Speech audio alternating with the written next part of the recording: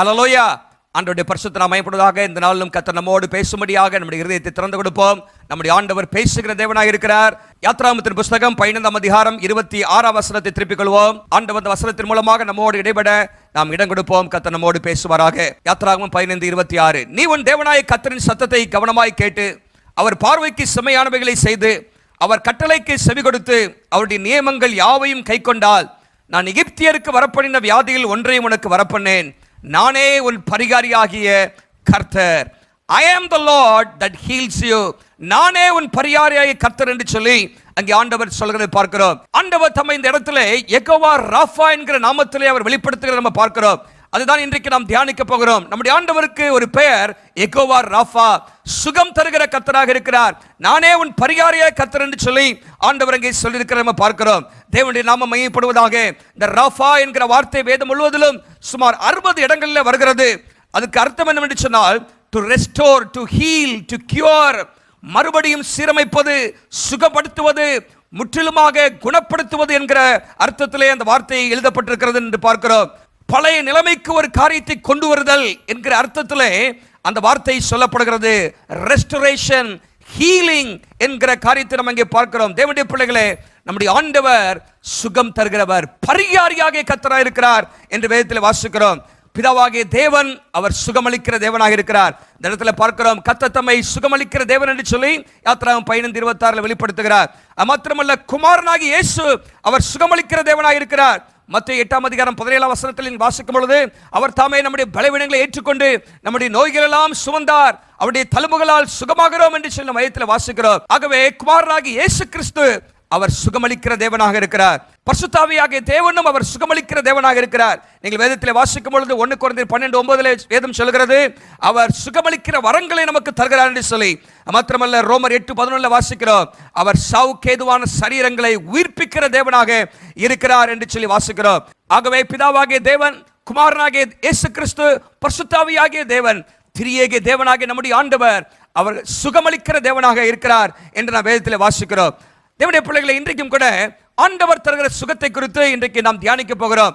4 பகுதியிலே ஆண்டவர் நமக்கு எப்படி சுகத்தை தருகிறார், எப்படி நம்மை குணமாக்குகிறார் என்று சொல்லி சில காரியங்களை வேதத்தின் அடிப்படையிலே உங்களோடு கூட சேர்ந்து தியானிக்க விரும்புகிறேன். தேவனுடைய பிள்ளைகளை, ஆண்டவர் நம்மை குணமாக்க விரும்புகிறார். இந்த நாளில் நீங்கள் பல விதத்திலே நீங்கள் சுகத்தை நாடி இருக்கலாம். ஆண்டவர் உங்களுக்கு சுகத்தை தர அவர் வல்லமை உள்ள தேவனாக இருக்கிறார். முதலாவதாக நாம் பார்க்க போகிற காரியம் என்னவென்று சொன்னால் ஸ்பிரிச்சுவல் ஹீலிங், ஆவிக்குரிய சுகம், இல்லாவிட்டால் உள்ளான மனிதனிலே சுகம் என்கிற காரியத்தை நாம் பார்க்க போகிறோம். வாசிக்கலாம் சங்கீதம் 41:4.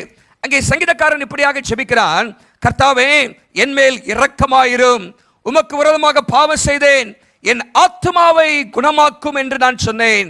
என் ஆத்துமாவை குணமாக்கும், ஹீல் மை சோல் லார்ட்.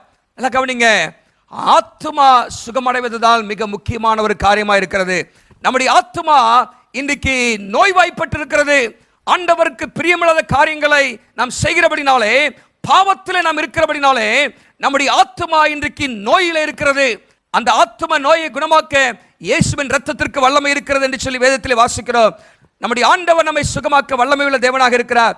ரோமர் 3:23 வேதம் சொல்கிறது, நம்ம எல்லாரும் பாவம் செய்து தேவ மகிமையற்றவர்களாக மாறி போனோம். இந்த உலகத்திலே பிறக்கிற எல்லாரும் பாவத்திலே பிறக்கிறோம். பாவத்தின் சம்பளம் என்ன? ரோமர் 6:23 வாசிக்கிறோம், பாவத்தின் சம்பளம் மரணம் என்று நாம் வேதத்தில் வாசிக்கிறோம்.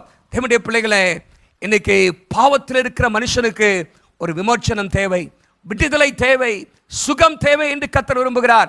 அதுதான் ஆண்டவர் நமக்கு தர விரும்புகிற முதலாவது சுகம் என்று நாம் பார்க்கிறோம். மார்க் 2ஆம் அதிகாரம் 5ஆம் வசனத்தில் நீங்கள் வாசிக்கும் பொழுது ஒரு திமிர்வாதக்காரனை 4 பேர் சுமந்து இயேசுவிடத்தில் கொண்டு வருவதை நம்ம பார்க்கிறோம். அந்த திமிர்வாதக்காரனை பார்த்த உடனே இயேசு அவனை பார்த்து சொன்ன முதலாவது காரியம், உன் பாவங்கள் உனக்கு மன்னிக்கப்பட்டது என்று சொல்கிறார். அமர்மையானவர்களே, அவனுக்கு தேவை சரீர சுகம், ஆனால் ஆண்டவர் அதை காட்டிலும் ஒரு மேலான ஒரு சுகம் அவனுக்கு தேவை என்பதை அறிந்தவராக உன் பாவம் உனக்கு மன்னிக்கப்பட்டது என்று ஆண்டவர் சொல்ல நம்ம பார்க்கிறோம். சங்கீதம் 103:3 சங்கீதக்காரனாகிய தாவீது அவன் பல காரியங்களுக்காக ஆண்டவருக்கு நன்றி செலுத்துகிறான். என் ஆத்துமாவே கர்த்தரை ஸ்தோத்திரி, என் முழு உளமே அவருடைய பரிசுத்த நாமத்தை ஸ்தோத்திரி என்று சொல்லி பல காரியங்களுக்கு சொல்லும் பொழுது முதலாவது சொல்கிறார், அவரின் அக்கிரமங்கள் எல்லாம் மன்னித்தார் என்று சொல்கிறான். பிற்பாடுதான் நோய்களை குணமாக்கினார் என்று சொல்கிறான். ஆனால் அக்கிரமங்களை மன்னிப்பது, ஆத்ம நோயை சுகமாக்குவது, அதுதான் முதலாவது ஆண்டவர் நமக்கு செய்கிற காரியமாக இருக்கிறது. வேதத்திலே வாசிக்கிறோம், இந்த இருதயம் நோய்வாய்ப்பட்டு கிடக்கிறது, இந்த ஆவிக்குரிய ஜீவியம் நோய்வாய்ப்பட்டு கிடக்கிறது, அதுக்கு ஒரு சுகம் தேவை. இந்த இருதயத்தில் அநேக பிரச்சனைகள் இருக்கிறது என்று வேதம் சொல்கிறது. வேதத்தில் வாசிக்கிறோம், எரேமியா 17:9 எல்லாவற்றை பார்க்கிலும் இருதயமே திருக்குள்ளதும் மகா கேடுதலுமாயிருக்கிறது, அதை அறியத்தக்கவன் யார் என்று அங்கே தீர்க்கதரிசி சொல்கிறத நம்ம பார்க்கிறோம். அமர்மையானவர்களே, ஆங்கிலத்தில் சொல்வார்கள், the heart of the problem is the problem of the heart. வாழ்க்கையின் முக்கியமான பிரச்சனை என்னவென்று சொன்னால் இருதயத்தின் பிரச்சனை. இந்த இருதயம் ஆண்டவரை விட்டு தூரமாக இருக்கிறது. ஆண்டவரிடத்தில் மறுபடியும் வர வேண்டும் என்று கர்த்தர் விரும்புகிறார்.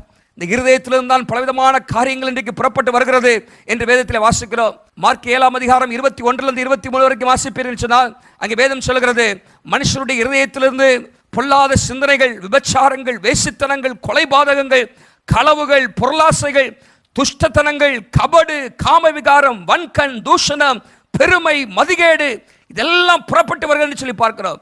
இத்தனை அசுத்தங்களையும் இத்தனை நோய்களையும் ஒரு மனுஷன் தன்னுடைய இருதயத்துக்குள்ள வைத்திருப்பார் என்று சொன்னால் ஆண்டவர் அவனை எப்படி ஆசீர்வதிக்க முடியும்? ஆண்டவர் இந்த இதயத்தை ஆண்டவர் சுகமாக்க விரும்புகிறார். ஆண்டவர் ஒரு புதிய வாழ்க்கையை ஆண்டவர் நமக்கு தர விரும்புகிறார். நம்முடைய ஆவிக்குரிய ஜீவியத்திலே ஒரு ஆரோக்கியத்தை ஆண்டவர் தர விரும்புகிறார். இன்றைக்கு நீங்கள் இயேசுவை ஏற்றுக்கொள்ளாமல் இருப்பீர்கள் என்று சொன்னால், ஒருவேளை உங்களுடைய வாழ்க்கையிலே இப்படிப்பட்ட நோய்கள் உங்களுக்குள்ளாக இருக்கும் என்று சொன்னால், ஆண்டவர் உங்களை சுகமாக்க அவர் வல்லமை உள்ள தேவனாக இருக்கிறார். நமக்கு ஆண்டவர் புதிய இருதயத்தை தர அவர் வாக்கு பண்ணியிருக்கிறார். எசேக்கியேல் 36:26 வாசிக்கிறோம், ஒரு புதிய இருதயத்தை உனக்கு தருவேன் என்று சொல்லியிருக்கிறார். ஒரு சுத்தமான இருதயத்தை உனக்கு தருவேன் என்று சொல்லி ஆண்டவர் அங்கே வாக்கு பண்ணியிருக்கிறத நம்ம பார்க்கிறோம். ஒருவன் கிறிஸ்துவுக்குள் இருந்தால் புதிய சிருஷ்டியா இருக்கிறார், பழையவைகள் எல்லாம் ஒளிந்து போயின, எல்லாம் புதிதாயின என்று சொல்லப்பட்டிருக்கிறது. ஆகவே ஆண்டவர் அப்படிப்பட்ட ஒரு புதிய வாழ்க்கையை ஆண்டவர் தந்து உங்களுடைய ஆத்தும நோயை குணமாக்க அவர் விரும்புகிறார். அமர்மையானவர்களே, இந்த ஆத்தும நோய் குணமாக்குதல் என்று சொன்னால் ரட்சிப்பிற்கு அது அடையாளமாக இருக்கிறது. ஒரு புதிய மனுஷனாக மாறுவதற்கு அடையாளமாக இருக்கிறது. இயேசுவின் இரத்தத்தினாலே கழுவப்பட்டு ஒரு புதிய வாழ்க்கையையும் புதிய இருதயத்தையும் பெற்றுக்கொள்வதற்கு அடையாளமாக இருக்கிறது. ஒரு சிலர் ஏற்கனவே இயேசுவை ஏற்றுக்கொண்டவர்கள் பின்வாங்கி போயிருக்கலாம், பின்வாங்கி ஆண்டவரை விட்டு தூரமாகி போயிருக்கலாம். அப்படிப்பட்டவர்களையும் ஆண்டவர் சுகமாக்க விரும்புகிறார். அப்படிப்பட்டவர்களையும் ஆண்டவர் ரெஸ்டோர் பண்ண விரும்புகிறார். இந்த ராஃபா என்கிற வார்த்தைக்கு நான் சொன்னேன் ரெஸ்டோரேஷன். மறுபடியும் ஆண்டவரோடு உள்ள உறவிலே ஆண்டவர் உங்களை கொண்டு வந்து விட அவர் விரும்புகிறார். நீங்கள் வேதத்தில் வாசிக்கும் பொழுது எரேமியா 3:22 ஆண்டவர் சொல்கிறார், சீர்கெட்ட பிள்ளைகளே திரும்புங்கள், உங்கள் சீர்கேடுகளை குணமாக்குவேன் என்று ஆண்டவர் சொல்கிறார். இதோ உம்மிடத்தில் வருகிறோம், நீரே எங்கள் தேவனாகிய கர்த்தர் என்று ஜனங்கள் அங்கே சொல்ல நம்ம பார்க்கிறோம். அமர்மையானவர்களே, நீங்கள் ஆண்டவரை விட்டு தூரமாய் போய்விட்டீர்களோ? வேத வாசிப்பு இன்றைக்கு உங்களிடத்தில் இல்லாமல் இருக்கலாம். ஜெப வாழ்க்கை உங்களை விட்டு தூரமாக போயிருக்கலாம்.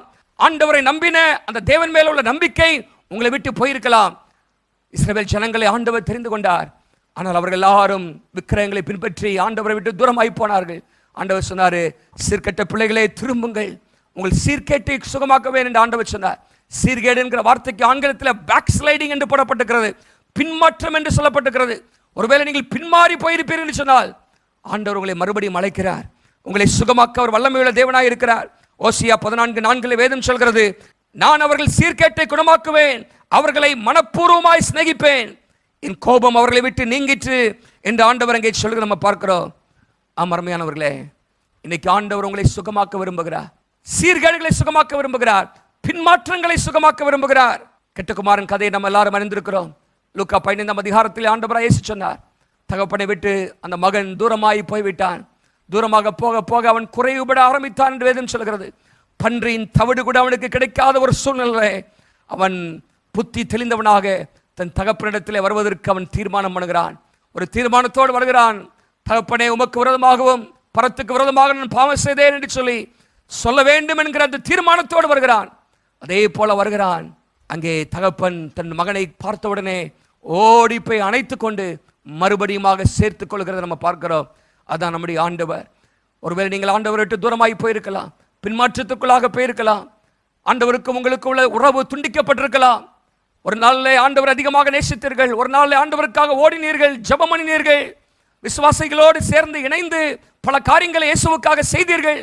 ஆனால் இன்றைக்கு அப்படிப்பட்ட காரியங்கள் இல்லாமல் இருக்கலாம். இன்னைக்கு ஆண்டவர் உங்களை மறுபடியும் அழைக்கிறார். உங்களுடைய பின்மாற்றத்தை குணமாக்குவேன் என்று சொல்லி கர்த்தர் சொல்கிறார். இந்த யெகோவா ராஃபாவாகிய கர்த்தர் உங்களுடைய பின்மாற்றங்களை ஆண்டவர் சுகமாக்குவார்.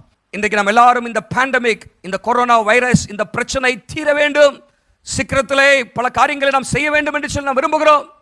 ஆனால் இதன் மூலமாக ஆண்டவர் கற்றுத்தருகிற பாடங்கள் என்ன? அதை நாம் கற்றுவிட்டோமா? அதற்கு நாம் கீழ்ப்படிந்து விட்டோமா? ஆண்டவர் இன்றைக்கு மறுபடியும் அழைக்கிறார். என்னை இல்லாமல் உங்களால் ஒன்று செய்ய முடியாது என்பதை ஆண்டவர் உங்களுக்கு கற்றுத்தர விரும்புகிறார். பாருங்க, நம் கண்ணுக்கு தெரியாத ஒரு வைரஸ் இன்று முழு உலகத்தையுமே முடக்கி போட்டிருக்கிறத நம்ம பார்க்கிறோம். அமர்மையானவர்களே, நம்முடைய ஞானம், நம்முடைய அறிவு, நம்முடைய திறமைகள் அதெல்லாம் ஒன்றுக்கு உதவாது. ஆண்டவரை சார்ந்து கொள்ளும் போதுதான், ஆண்டவரை உறுதியாக பற்றிக் கொள்ளும் பொழுதுதான் ஆண்டவர் நம்மை ஆசீர்வதிக்க முடியும். ஆகவே ஆண்டவர் இந்த நாட்களில் நமக்கு கற்றுக் கொடுக்க வேண்டிய காரியங்களை நாம் மனதார கற்றுக்கொண்டு ஆண்டவர் பக்கம் திரும்ப நம்முடைய ஆத்துமா சுகமடைந்து ஆரோக்கியமாக இருக்க நம்ம அர்ப்பணிப்போம். ஆண்டவர் உங்களை சுகமாக்குவார். முதலாவது, ஆத்துமாவை ஆண்டவர் சுகமாக்குகிறார். நம்முடைய ஆவிக்குரிய ஜீவியத்தை, உள்ளான மனுஷனை ஆண்டவர் சுகமாக்கி அவரோடு உள்ள ஐக்கியத்திலே நம்மை சேர்க்க விரும்புகிறார். இரண்டாவதாக, ஆண்டவர் தருகிற சுகம் அது இமோஷனல் ஹீலிங். உணர்வுகளிலே ஆண்டவர் சுகத்தை தர விரும்புகிறார். வாசிக்கலாம், சங்கீதம் 147 3ஆம் வசனம். வேதம் இப்படியாக சொல்கிறது, இருதயம் நொறுங்குண்டவர்களை குணமாக்குகிறார், அவருடைய காயங்களை கட்டுகிறார் என்று நாம் வேதத்தில் வாசிக்கிறோம். இருதயம் நொறுங்குண்டவர்களை குணமாக்குகிறார். இன்னைக்கு அனைவருடைய வாழ்க்கைகளே they are emotionally wounded. இன்னைக்கு அனைவருடைய வாழ்க்கையிலே அவருடைய இருதயங்கள் நொறுக்கப்பட்டிருக்கிறது. people are emotionally wounded today. தன்னுடைய உணர்ச்சியிலே பாதிக்கப்பட்டிருக்கிறார்கள். இந்த உணர்ச்சியிலே நாம் பாதிக்கப்பட்டிருக்கிறோம் என்பதற்கு சில அடையாளங்கள் இருக்கின்றன, சில சிம்டம்ஸ். அது என்னவென்று சொன்னால், தூக்கமின்மை, மன அழுத்தம், கோபம், தனிமை, கசப்பு, விரக்தி, பயம், இப்படிப்பட்ட காரியங்களோடு நீங்கள் வாழ்ந்து கொண்டிருப்பீர்கள் சொன்னால் நீங்கள் உணர்ச்சியிலே பாதிக்கப்பட்டிருக்கிறீர்கள் என்று சொல்லி அர்த்தம். நீங்கள் காயப்பட்டிருக்கிறீர்கள் என்று சொல்லி அர்த்தமாக இருக்கிறது. இந்த உணர்ச்சியிலே பாதிக்கப்படுவதற்கு பல காரணங்கள் இருக்கின்றன.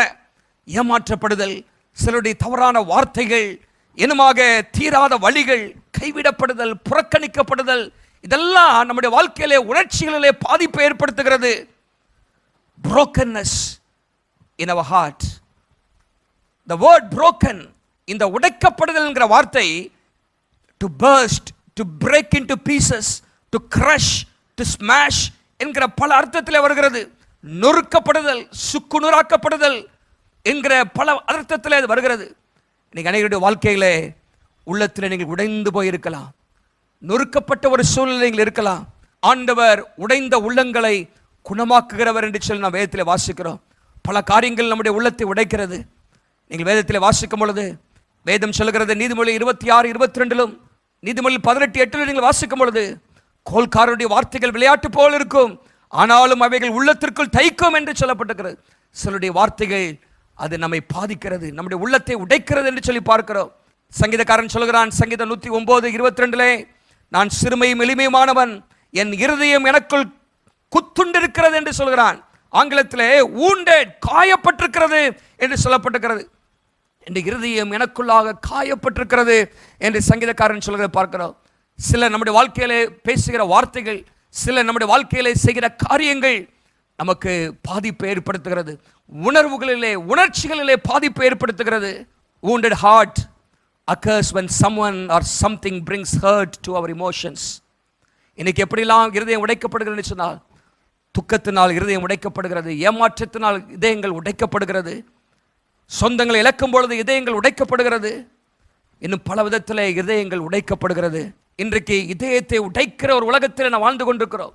பல விதத்திலே மனிதனுடைய இதயம் இன்றைக்கு உடைக்கப்படுகிறது. we are living in a heart breaking world. நீதிமொழி 15:13 வேதம் சொல்கிறது, மனோ துக்கத்தினால் ஆவி முறிந்து போம். நீதிமொழி 17:22 முறிந்த ஆவி எலும்புகளை உலர பண்ணும். நீதிமொழி 18:14 முறிந்த ஆவியை யாரால் தாங்கக்கூடும்? broken heart, broken spirit. ஒரு முறிந்த நிலைமையில இன்றைக்கு நீங்கள் இருக்கிறீர்களா? உடைக்கப்பட்ட ஒரு நிலையில் இருக்கிறீர்களா? ஆண்டவர் உங்களை சுகமாக்க அவர் வல்லமையுள்ள தேவனாக இருக்கிறார். நான் சொல்கிற காரியங்கள் உங்களுடைய வாழ்க்கைக்கு அது பொருத்தமானதாக இருக்கலாம். நான் சொல்கிற காரியங்கள் மூலமாக கர்த்தர் உங்களோடு இன்றைக்கு பேசிக் கொண்டிருக்கலாம்.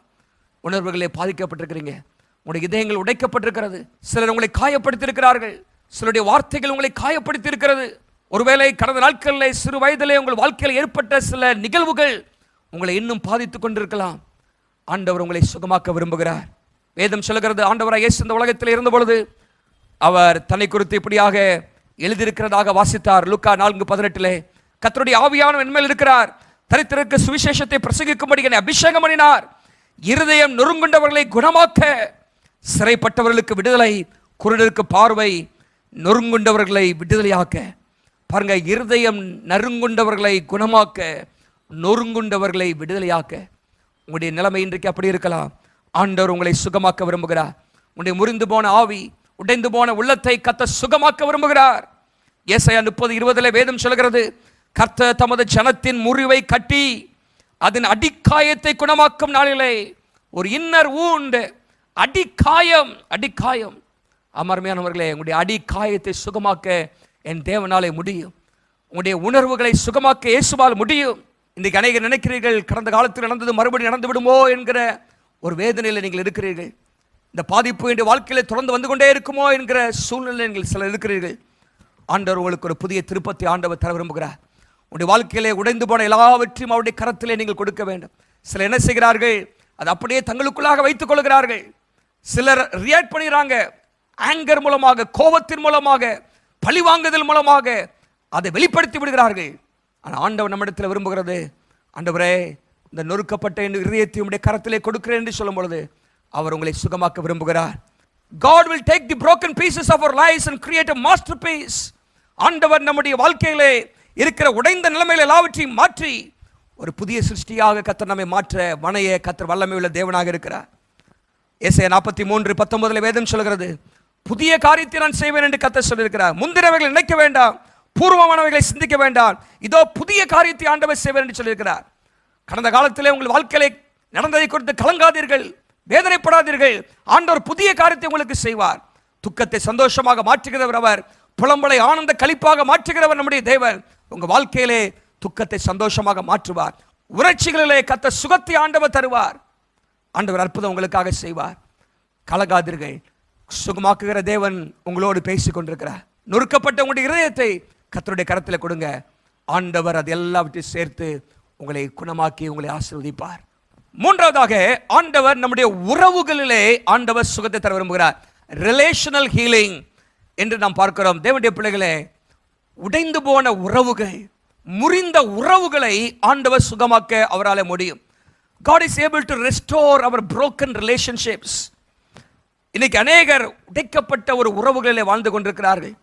கணவன் மனைவி என்கிற உறவு இருக்கிறது, பெற்றோர் பிள்ளைகள் என்கிற உறவு இருக்கிறது, என்னும் அண்ணன் தம்பி அக்கா தங்கச்சி உறவுகள் இருக்கின்றன, என்னும் மாமனார் மாமியார் என்னும் இப்படிப்பட்ட அநேக உறவுகள் நம்முடைய வாழ்க்கையில் இருக்கின்றன.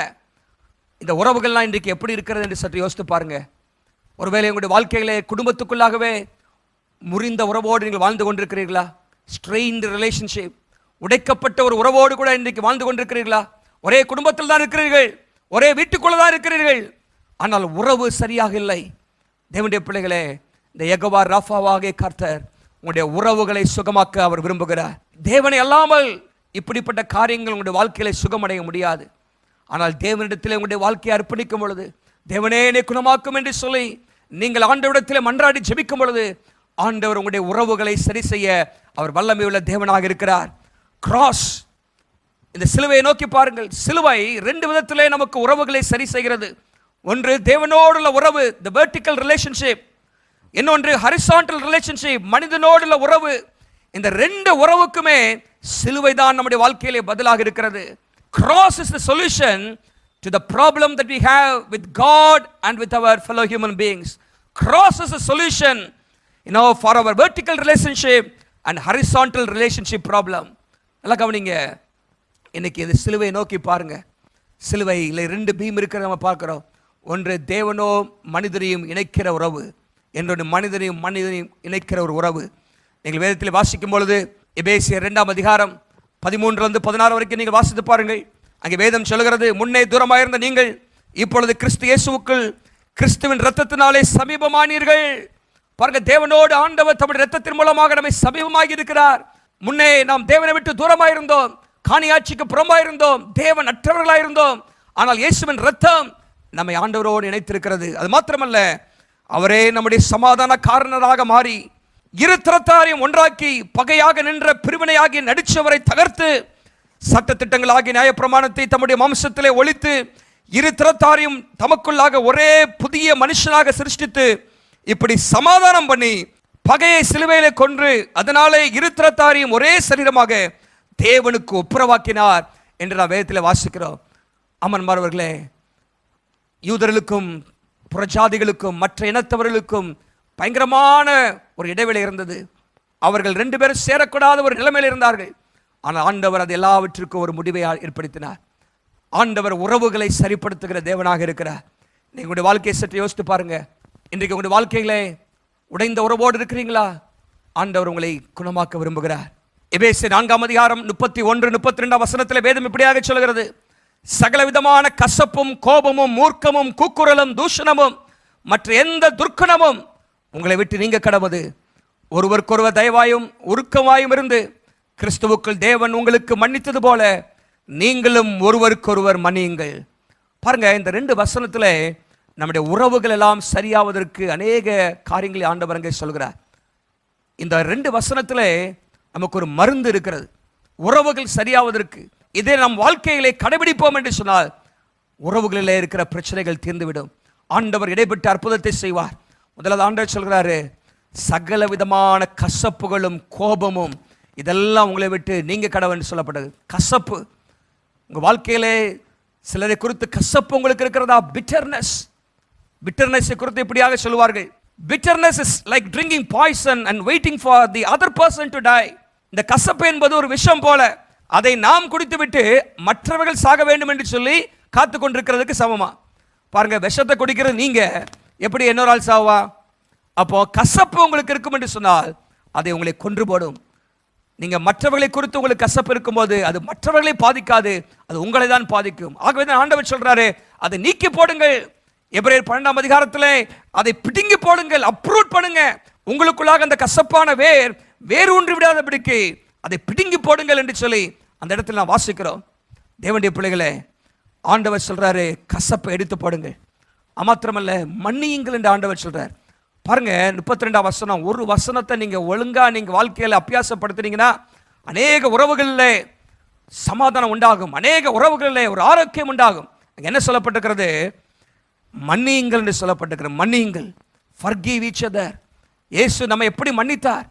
நம் தகுதி இல்லாதவர்கள், நம்மிடத்தில் எவ்வளவு குறைகள் பாவம் இருந்தது, ஆனால் அதன் மத்தியிலும் ஆண்டவர் நம்மை மன்னித்தாரே. அதை காட்டிலுமா உங்களுக்கு விரோதமாக மக்கள் செய்து விட்டார்கள். நம் ஆண்டவருக்கு எதிரிகளாக இருந்தோம், நம் ஆண்டவரை தூஷிக்கிறவர்களாக இருந்தோம், ஆண்டவருக்கு பகைஞர்களாக இருந்தோம். கர்த்தர் நமக்காக சிலுவையிலே இரத்தத்தை சிந்தி நம்முடைய பாவங்களை மன்னித்தார். ஆகவே உங்களுடைய உறவுகளை மன்னிக்க ஆயத்தமாயிருங்கள், மன்னியுங்கள். எப்படிப்பட்ட காரியத்தை அவர்கள் உங்களுடைய வாழ்க்கையில செய்திருந்தாலும் ஆண்டவரிடத்தில் கேளுங்க, ஆண்டவரே மன்னிக்கிறதுக்கான பலனை எனக்கு தாங்க என்று சொல்லி நீங்கள் கேட்கும் பொழுது ஆண்டவர் மன்னிப்பதற்கான பலனை ஆண்டவர் தருவார். மன்னியுங்கள் என்று சொல்லப்பட்டிருக்கிறது. எப்படி? கிறிஸ்து நம்மை மன்னித்தது போல. சிலுவையை நோக்கி பாருங்க, ஆண்டவர் எப்படி நம்மை மன்னித்தார். அவரை சுற்றி இருக்கிற ஜனங்களை பாருங்க, சிலுவையில அவரை குத்தினவர்களை மன்னித்தார், அவர் மேலே துப்பினவர்களை மன்னித்தார், அவரை காயப்படுத்தினவர்களை மன்னித்தார், அவருடைய வஸ்திரங்களை பங்கிட்டவர்களை அவர் மன்னித்தார். இப்படி பலவிதமான காரியங்களை அவருக்கு செய்தவர்களை இயேசு மன்னித்தார். நீங்களும் மன்னிக்க ஆயத்தமாக இருப்பீர்கள் சொன்னால் கர்த்தர் உங்களுடைய உறவுகளை சரி பண்ணுவார். இன்னொரு காரியங்கள் சொல்லப்பட்டிருக்கிறது, தயவாயும் மன உருக்கமாயும் இருந்து என்று சொல்லப்பட்டிருக்கிறது. Be kind and tender hearted. நல்லா கவனிங்க, அது நம்முடைய வாயிலே வெளிப்பட வேண்டும், நம்முடைய வார்த்தைகளில் அது வெளிப்பட வேண்டும் என்று கர்த்தர் விரும்புகிறார். சமீபத்தில் ஒரு காரியத்தை நான் கேட்டேன், அதுக்கு பிரயோஜனமாக இருந்தது. அது என்ன சொல்லப்பட்டிருக்கிறது சொன்னால், everything that comes out of you stinks. நமக்குள்ளாக இருந்து வருகிற எல்லாமே நாற்றம் எடுக்கிறது. நம்முடைய வேர்வை நாற்றம் எடுக்கிறது, எச்சில் நாற்றம் எடுக்கிறது, ரத்தம் நாற்றம் எடுக்கிறது, கண்ணீர் நாற்றம் எடுக்கிறது, சளி மலம் போன்ற அனைத்தும் இந்த சரீரத்தில் வெளிவருகிற எல்லாம் நாற்றம் எடுக்கிறது. ஆனால் ஒரே ஒரு காரியம் மாத்திரம் இனிமையாக இருக்க முடியும். அது என்னவென்று சொன்னால் வார்த்தைகள். நம்முடைய சரீரத்திலிருந்து நாவிலிருந்து வருகிற வார்த்தைகள் அது இனிமையாக இருக்க முடியும். அதுவும் நாற்றம் எடுத்து விட நீங்கள் அனுமதிக்க கூடாது. Don't let the words that proceed out of your mouth also stink. Let it be sweet. நம்முடைய வார்த்தைகள் இனிமையாக இருக்க பழகுவோம். ஆண்டவர் அப்படிப்பட்ட காரியங்கள் நமக்குள்ளாக உருவாக்குவார் என்று சொன்னால் நம்முடைய உறவுகள் இருக்கிற எல்லா காரியங்களும் சரியாகும். இன்றைக்கு ஆண்டவர் உறவுகளை சரியாக்க விரும்புகிறார். தம்முடைய வசனத்தின் மூலமாக ஆண்டவர் சரியாக்க விரும்புகிறார். அதற்கு நாம் கீழ்ப்படியும் பொழுது கர்த்தர் நம்மை சுகமாக்குவார். வேதம் அங்கே சொல்கிறது, வார்த்தையை அனுப்பி சுகமாக்குகிற கர்த்தவர். இன்றைக்கு இந்த வார்த்தையை உங்களோடு பேசிக் கொண்டிருக்கிறார். இந்த வார்த்தையை அனுப்பி உங்களுடைய வாழ்க்கையில் இருக்கிற காயங்களை, உறவுகள் இருக்கிற அந்த முறிவுகளை ஆண்டவர் சரியாக்க விரும்புகிறார். தேவனுடைய பிள்ளைகளே, ஆண்டவர் தருகிற சுகத்தை பெற்றுக்கொள்ள நீங்கள் ஆயத்தமா இருக்கிறீர்களா? ரிலேஷனல் ஹீலிங், உறவுகளிலே ஆண்டவர் சுகத்தை தர விரும்புகிறார்.